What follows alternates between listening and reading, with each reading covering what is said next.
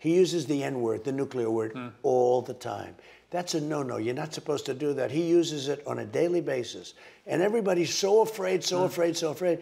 And as they're afraid, he uses it more and more. That's why he's doing the kind of things he's doing. He's doing them because he thinks nobody's going to ever attack us because they're all stupid and they're afraid to talk about it. I totally agree with you. Okay? So what do you do about it? Instead of, excuse me, it's a little complicated. I'm sorry.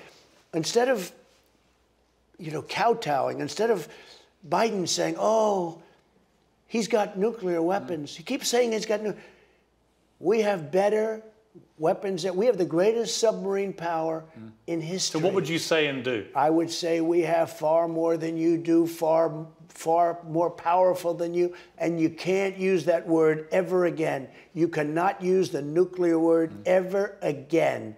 And if you do, we're going to have problems.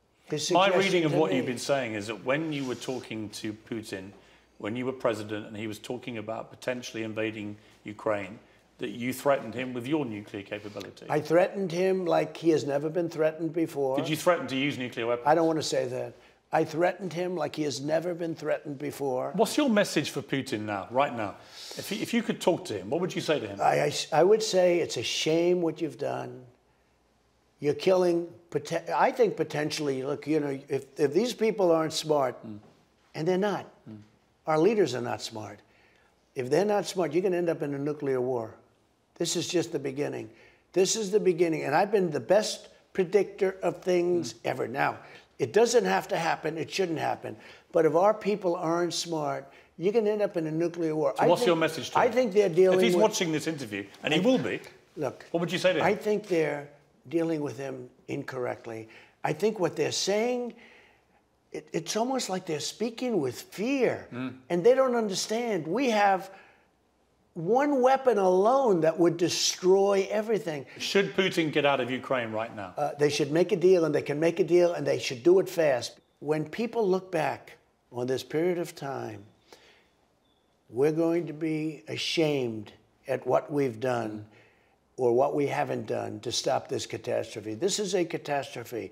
This is, in a way, already a world war. Has Russia made itself, with this invasion, has it made itself an enemy of the United States? Well, I think two things have happened. Number one, they've proven to be less powerful than we thought. That's a good thing from our standpoint.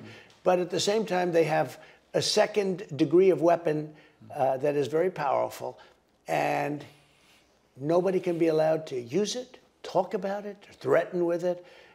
We have more powerful than them. And there would be no Russia. There would be no Russia. But we don't want to talk about that. But when I watch Biden say, oh, he's got nuclear weapons, we can't do this.